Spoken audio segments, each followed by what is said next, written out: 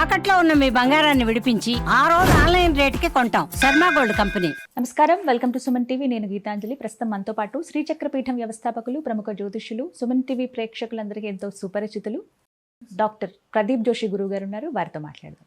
గురుగారు నమస్కారం అండి. శ్రీమాత్రే. గురుగారు, సూర్యగ్రహణం ఈసారి ఎప్పుడు ఉండబోతోంది? కాలం, సరైన సమయం అనేది తెలియచేయండి. అసలు మనకు కనిపిస్తుందా భారతదేశంలో పట్టువిడుపుల సమయాలు?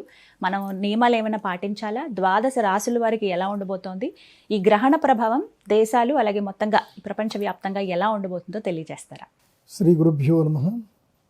శ్రీమాత్రే నమః. సప్తాశ్వరథమారూఢం ప్రచండం కశ్యపాద్మజం శ్వేతపద్మధరం దేవం తం సూర్యం ప్రణమామ్యహం.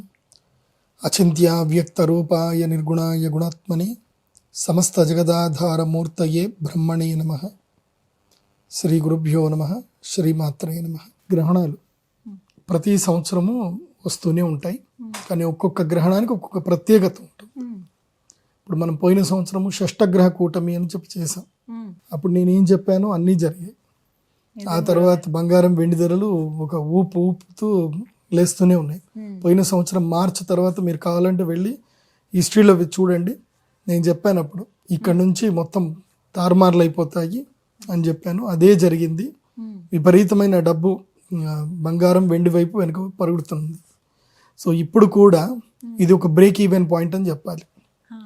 ఇది ఉగాదికి ముందు, శివరాత్రి తర్వాత వచ్చేటువంటి అమావాస్య రోజున సూర్యగ్రహణం రాబోతుంది. అయితే ఈ సూర్యగ్రహణం ఈసారి భారతదేశంలో ఈ సూర్యగ్రహణం కనబడదు. ఇది అంటార్కిటికా దేశము లోపల, సో కంకణగ్రాస సూర్యగ్రహణం అంటే రింగ్ ఆఫ్ ఫైర్ అంటారు. సో అలాంటి సూర్యగ్రహణము మనకి అంటార్కిటిక్లో కనిపిస్తుంది, మన దగ్గర కనపడదు. ఓకే, సో దీనివల్ల నేను ఎవరెవరైతే మనము వెండి బంగారం వీడియో చేశాం కదా, విన్నారు కదా, ఎవరెవరైతే ఈ పార్టీకి ఆల్రెడీ పెట్టుబడి పెట్టి ఒక 2 నెలలు అయిపోయి ఉంటుంది, అంటే ఫిబ్రవరి 17 కదా, ఎవరైతే జనవరి 30 లోపల ఎవరైతే పెట్టుబడులు పెట్టుకున్నారో వాళ్ళందరూ కూడా ఈ ఫిబ్రవరి 17 ఈ సూర్యగ్రహణము చంద్రగ్రహణం తర్వాత రాశులకు అతీతంగా కోటీశ్వరులు అయిపోతారు. అంటే వాళ్ళు పెట్టిన పెట్టుబడులు పెరుగుతాయి, లాభాల బాటలో ఉంటాయి. బంగారము వెండి లాభాల్లో ఉంటాయి. సో ఇది మంచి సమయం. ఈ గ్రహణము భారతీయులకి, బంగారం వెండి వ్యాపారస్తులకు, వాళ్ళకి అందరికీ మంచిది. ఇది భారతదేశంలో కనబడదు కాబట్టి దీనికి సూతకం మైలలు, దేవాలయాలు మూయడాలు, ఇళ్ళు కడుక్కోవడాలు ఏమీ లేవు. కాకపోతే గ్రహణం అనేటువంటిది పర్వకాలము, పుణ్యకాలం. సమయం ఎక్కడ గ్రహణం జరిగినా మనకది పుణ్యకాలం, ముహూర్తం. అది మంచి ముహూర్తం. గ్రహణం జరిగింది అంటే అది పుణ్యకాలం అని అర్థం. ఎందుకోసం అంటే ఎక్కడ గ్రహణం జరిగినా అది రాహుగ్రస్త సూర్యగ్రహణమే అంటారే తప్ప అంటార్కిటిక్లో కనిపించింది కదా, అక్కడ గ్రహణం పట్టింది కదా, అది రాహుగ్రస్తం కాదు అని చెప్పడానికి లేదు. కాబట్టి భారతదేశంలో ఎక్కడ గ్రహణం కనిపించినా అది గ్రహణం ఉన్నట్టే లెక్క. అది ఉపాసకులకు మాత్రం గ్రహణము పర్వకాలము, ఉపాసనా సిద్ధి పొందడానికి యోగ్యమైన కాలం. మామూలు జనాలు మామూలుగా భోజనాలు చేయొచ్చు, మీ నిత్యాగ్నిహోత్రాలు, నిత్యాగ్ని కర్మలు, అనుష్ఠానాలు, భోజనాలు అన్నీ చేసుకోవచ్చు. టైం చెప్పండి గురుగారు, ఎప్పుడు ఉంటుందండి? ఫిబ్రవరి 17 రాహుగ్రస్త సూర్యగ్రహణం. ఇది ధనిష్టా నక్షత్రం యొక్క 4వ పాదములో మాఘ బహుళ అమావాస్య రోజున రాబోతుంది. సో మళ్ళీ పాల్గొన మాసం అప్పుడే స్టార్ట్ అవుతుంది. పాల్గొన మాసం అయిపోతే పాల్గొన పౌర్ణమికి మళ్ళీ చంద్రగ్రహణం ఉంది. ఆ తర్వాత ఉగాది, నెక్స్ట్ అమావాస్య తర్వాత. కాబట్టి ఉగాది కన్నా ముందు వచ్చే అమావాస్య రోజు ఇది గ్రహణం రాబోతుంది, సూర్యగ్రహణం. 17వ తారీఖు ఫిబ్రవరి 2026 మన యొక్క భాగ్యనగరానికి సంబంధించిన స్థానిక కాలమాన ప్రకారం, అంటే మన తెలుగు రాష్ట్రాల స్థానిక కాలమాన ప్రకారము ఈ గ్రహణము అపరాహ్నము అంటే మధ్యాహ్నం తర్వాత అపరాహ్నము 3:26 ప్రారంభమయ్యి రాత్రి 7:57 వరకు ఉంటుంది. సో దాదాపుగా అంటే 3 అంటే 3:30, 4:30, 5:30, 6:30, 7:30, 4 గంటలు. సో సుమారు 4 గంటల పాటు ఉండేటువంటి అత్యంత సుదీర్ఘమైనటువంటి సూర్యగ్రహణము మంగళవారం రోజు వచ్చింది. సో ఈ సూర్యగ్రహణం యొక్క ప్రభావం ముఖ్యంగా నేను చెప్పేది ఏంటంటే, ఎవ్వరూ అపోహలకు వెళ్ళకూడదు. సూర్యగ్రహణ సమయంలో నేను చెప్పేటివి జాగ్రత్తగా వినండి. గర్భిణీ స్త్రీలు బయటకు వెళ్ళకండి. ఆ ఒక్కరోజు 17వ తారీఖు ఇంట్లోనే ఉండండి, ఎక్కడికి బయటకు వెళ్ళకండి. అక్కడి వరకే మీరు భోజనాలు చేయొచ్చు, టీవీలు చూడొచ్చు, తినొచ్చు, ఏదైనా చేసుకోవచ్చు. బయటికి వెళ్ళకండి, సూర్యుడి వెలుగు లోపలికి వెళ్ళకండి, అంతే. తర్వాత ఈ గ్రహణము పుణ్యకాలం కాబట్టి ఇట్టి సమయము లోపల అగ్ని కార్యాలు, పూజలు, అనుష్ఠానాలు చేసుకుంటే మంచిది. మా శ్రీచక్ర పీఠంలో ప్రతిసారి గ్రహణం జరిగిన ప్రతిసారి అందరికీ రుద్రశూల స్పర్శ ఉంటుంది, రుద్రశూల స్నానం ఉంటుంది, అదేవిధంగా యాగం ఉంటుంది, ప్రసాదం ఉంటుంది. చాలా అద్భుతంగా జరుగుతుంది. మొత్తం నాకు తెలిసి తెలుగు రాష్ట్రాల్లో నా దగ్గర మాత్రమే జరుగుతున్నాయి నేను అనుకుంటున్నాను. వేరే వాళ్ళు ఎవరైనా చేస్తున్నా సంతోషం. నా దగ్గర మాత్రం ఒక పద్ధతి, ఒక సిస్టమ్ అయితే ఉంది. అది ట్రెండ్ స్టార్ట్ చేసింది మేము. కాబట్టి ఎవరైనా తమకి జీవితం లోపల కష్టాలు, ఒడిదుడుకులు, బాధలు ఉన్నాయి, ముఖ్యంగా అనారోగ్య సమస్యలు, ఆరోగ్య సమస్యలు ఉన్నాయి, మానసిక దౌర్బల్యం ఉంది, ఆత్మస్థైర్యం కోల్పోతున్నారు, అలాగే పాపకర్మ ఎక్కువగా ఉంది అని వాళ్ళకి అనిపిస్తూ ఉంటుంది. కొంతమంది అబ్బా ఏం పాపం చేసుకున్నామో రా, ఈ జీవితం అంతా ఇట్లనే ఉంది అని ఎప్పుడైతే వెస్ట్ అయిపోతున్నారో, అట్లాగే జీవితం లోపల జాతకం మారాలి, నా జాతకం ఇక్కడి నుంచైనా నా జాతకం మారాలి అని కావాలి అనుకునే వాళ్ళు మాత్రం ఈ గ్రహణం రోజు అటెండ్ అవ్వండి. ఇది సూర్యగ్రహణానికి, చంద్రగ్రహణానికి రెండింటికి వర్తిస్తుంది. కాకపోతే అటెండ్ అవ్వాల్సిన వాళ్ళు మాత్రం కొంతమందే ఉంటారు, అందరికి అటెండ్ అవ్వడానికి ఉండదు. ఛాన్స్ కొంతమందికే ఉంటుంది, 8 రాశులకే ఉంటుంది, మిగతా 4 రాశులకు ఉండదు. ఓకే, సో ఆ మిగతా 4 రాశులు ఖాళీగా హాయిగా ఇంట్లో కూర్చోవాలి, జపం చేసుకోవచ్చు, వస్తే మా దేవస్థానంకి వచ్చి సేవ చేసుకోవచ్చు, ఉంటే చంద్రగ్రహణం, సూర్యగ్రహణం రెండింటికి యాగాలు చేసుకోవచ్చు, అందరూ చేసుకోవచ్చు.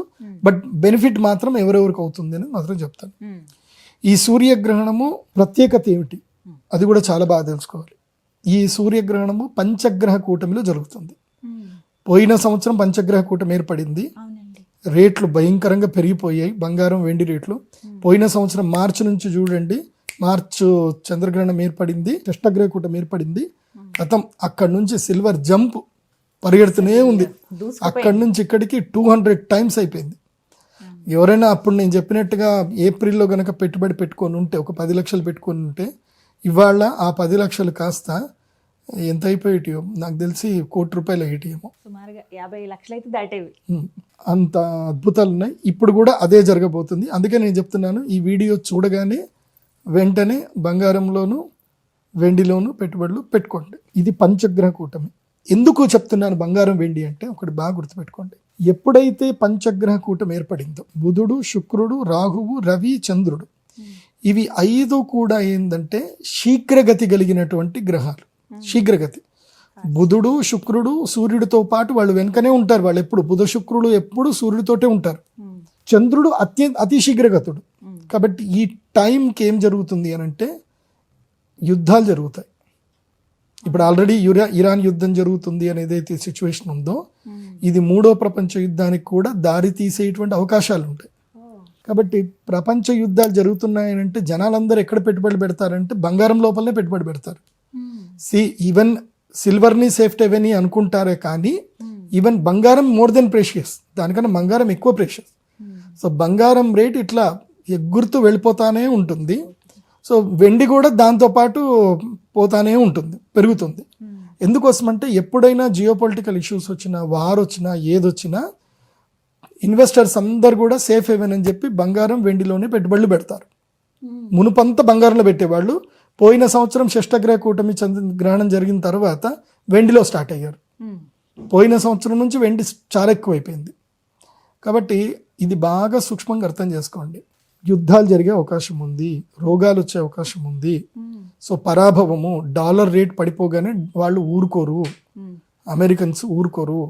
సో డాలర్ రేట్ పెంచడానికి ఎంతకైనా వాళ్ళు తెగిస్తారు. ఎందుకోసమంటే వాళ్ళకి అమెరికా ఈజ్ ఫస్ట్ అనే ఆలోచనలోనే ఉంటారు వాళ్ళు. కాబట్టి కానీ వెండి రేటు అకస్మాత్తుగా పడిపోవచ్చు, అది కూడా చెప్తాను. ఎందుకోసమంటే దీని తర్వాత అకస్మాత్తుగా ఏం జరుగుతుందంటే కొన్ని గ్లోబల్ ఇష్యూస్ జరిగేసి, ఎందుకోసమంటే బంగారం రేటు పడ్డా పడకున్నా అమెరికాకు పెద్ద నష్టం ఏం లేదు, కానీ వెండి రేటు ఎక్కువ పెరిగితే మాత్రం అమెరికాకు నష్టం. ఎందుకోసమంటే వెండి మీద ఆధిపత్యం ఎక్కువగా చైనా దేశాలకు ఉన్నాయి, వేరే దేశాలకు ఉన్నాయి, ఏషియన్ కంట్రీస్కి ఉన్నాయి. దీనికి లేదు వెండి మీద ఆధిపత్యం. కాబట్టి వాళ్ళు ఏదైనా సరే చేయొచ్చు. దానివల్ల ఒకేసారి సిల్వర్లో ఫాల్ డౌన్ రావడం అవి ఉంటుంది. కానీ బీ ప్రిపేర్ ఫర్ దట్. అది కూడా ఫాల్ డౌన్ కూడా కొన్ని రోజులకే వస్తుంది, తర్వాత మళ్ళీ రికవర్ అవుతుంది. ఎంత ప్రయత్నం చేసినా అది ఆగదు, పోతూనే ఉంటుంది. సో ఇప్పుడు రాశి, ఈ యొక్క గ్రహణానికి సంబంధించిన రాశి ఫలాలు ఎవరెవరికి బాగుంది, ఎవరికి బాగాలేదు.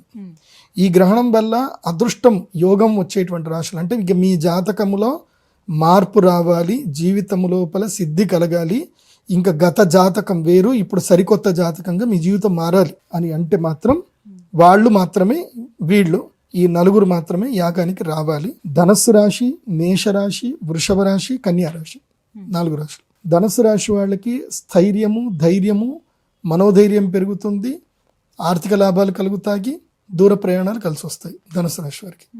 మేషరాశి వారికి ఉద్యోగంలో లాభము, స్థానచలనము, దానివల్ల కూడా లాభం కలుగుతుంది, సరికొత్త పరిచయాలు ఏర్పడతాయి, వ్యాపారంలో స్థిరపడతాయి. ఇది మేషరాశి వారికి.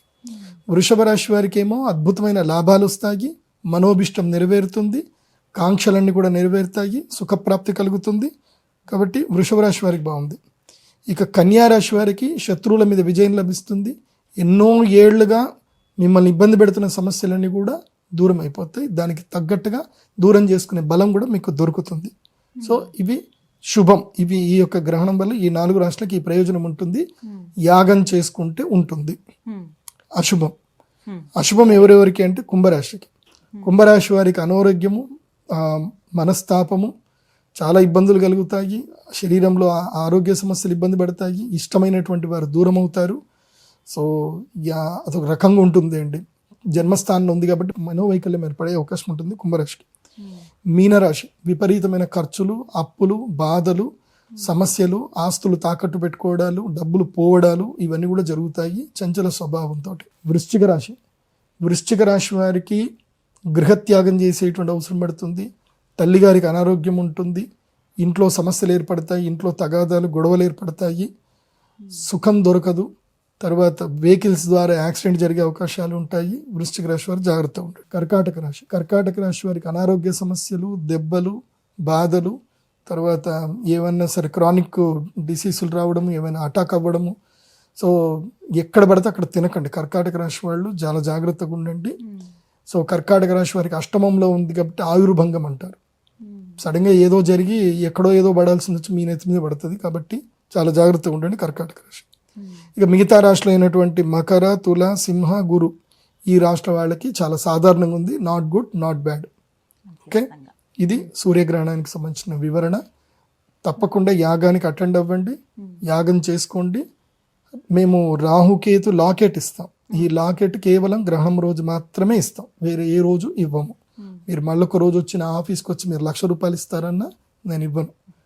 ఆ రోజు అమ్మవారి దగ్గర పెట్టి పూజ చేసి ఇస్తాం. అక్కడ అమ్మవారి దగ్గర పూజ జరిగే విధానం చెప్తాను, జాగ్రత్త వినండి. అమ్మవారికి అభిషేకం ఉంటుంది. ఆ రోజు పాలు పెరుగుతో అభిషేకం ఉండవు, కేవలం పసుపు నీళ్లు, కుంకుమ నీళ్లతో అభిషేకం ఉంటుంది.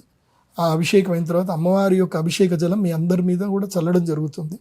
మీ అమ్మవారికి అమ్మవారి తిలకం ఇవ్వడం జరుగుతుంది. తర్వాత అమ్మవారి ప్రసాదమైనటువంటి తేనె ప్రసాదము తమలపాకులు పెట్టి అందరికీ ప్రసాదం ఇవ్వడం జరుగుతుంది. ఆ తర్వాత యాగం కూడా ఉంటుంది. యాగం అయిపోయిన తర్వాత మీకు రుద్రశూల స్పర్శ ఉంటుంది. రుద్రశూల స్పర్శ తర్వాత మీకు ఎక్కడికి తీసుకెళ్తాం, మీ అందరికి ఒక మాల ఇస్తాం, ప్రత్యేకమైన మాల ఇస్తాం.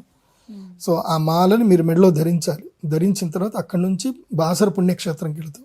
గోదావరి నదిలో స్నానం చేస్తాం. గోదావరి నదిలో స్నానం చేసినాక మళ్ళీ మీరు ఆశ్రమానికి వచ్చి భోజనం చేసి ఆశీర్వాదపూర్వకంగా మీకు ఇచ్చినటువంటి యంత్రం ఏదైతే ఉందో అది తీసుకొని మీరు వెళతారు. దీనితోటి ఆ యంత్రాన్ని పెట్టుకుని ధ్యానం చేయటం వల్ల, ఆ అరిష్ట నివారణ యంత్రాన్ని పెట్టుకొని మీరు ధ్యానం చేయటం వల్ల ఇక మీకు జీవితంలో అరిష్టం రాకుండా అది మిమ్మల్ని ప్రొటెక్ట్ చేస్తుంది. ఇది గ్రహణం.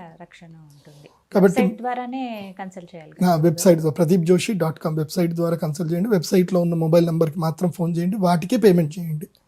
వేరే ఏ నెంబర్లకు పే చేసినా మాకు సంబంధం లేదు. ఇంకోటి కూడా చెప్తున్నాను, మీరు మెంటల్గా ప్రిపేర్ అయ్యే రండి. నా దగ్గరికి యాగానికి వస్తే నేను వెళ్ళమని చెప్పేదాకా అక్కడనే ఉండేటట్టుగా రావాలి. నాకు బస్ టైం అయిందండి, ఫ్లైట్ టైం అయిందండి అట్లా రావద్దు. నా ఆజ్ఞ తీసుకొని పోయేటట్టుగా రండి. మోస్ట్లీ ఇప్పుడు 17వ తారీఖు మీరు యాగం జరుగుతుంది కాబట్టి 17వ తారీఖు మీరు అందరు కూడా మధ్యాహ్నం 12 గంటల వరకు అందరు అక్కడ రెడీ వచ్చేసేయాలి. సో 3:26 4 గంటలకు యాగం స్టార్ట్ అవుతుంది. సో ధ్యానము అవన్నీ కూడా ప్రక్రియలన్నీ నడుస్తూ ఉంటాయి. మీకు జపం కూడా ఇస్తాము. సో 8 గంటలకు యాగం అయిపోతే సో మీరు అక్కడికి వెళ్ళి స్నానం చేసుకుని వచ్చి రాత్రి 9 గంటల వరకు భోజనం చేసుకుంటే ఆ తర్వాత వెళ్ళొచ్చు. అప్పటిదాకా నాకు టైం అవుతుందండి, నేను తొందరగా వెళ్ళాలండి, నాకు సగంలోనే నాకు ఏదో చెప్పి పంపించేసేయండి అంటే మాత్రం రావద్దు. స్ట్రిక్ట్గా ఉండడానికి ఆ రోజు వీలైతే నాతో నేను కొంచెం మాట్లాడతాను, మీ అందరితో మాట్లాడతాను, మీకు కొన్ని మంచి చెప్తాను. కాబట్టి రాత్రి 11 గంటల వరకు ఏ పనులు పెట్టుకోకండి. ఫిబ్రవరి 17వ తారీఖు రాత్రి 11-12 గంటల వరకు ఏ పని పెట్టుకోండి. రాత్రి కావాలంటే మీరు డిస్పాచ్ మళ్ళీ మీరు ఇంటికి వెళ్ళిపోవచ్చు. మోస్ట్లీ 11 గంటల వరకు అయితే మీరు అందరు కూడా అక్కడ ఉండేటట్టుగానే ప్లాన్ చేసుకొని రండి. ఈ ప్రభావం ఎన్ని రోజులు ఉంటుందండి? ఇప్పుడు చెప్పారు కదా రాశులకి ఈ విధంగా 45 రోజులు ఉంటుంది. 45 రోజులు. అప్పటికి ఉగాది కూడా వస్తుంది, ఉగాది అయిపోతుంది.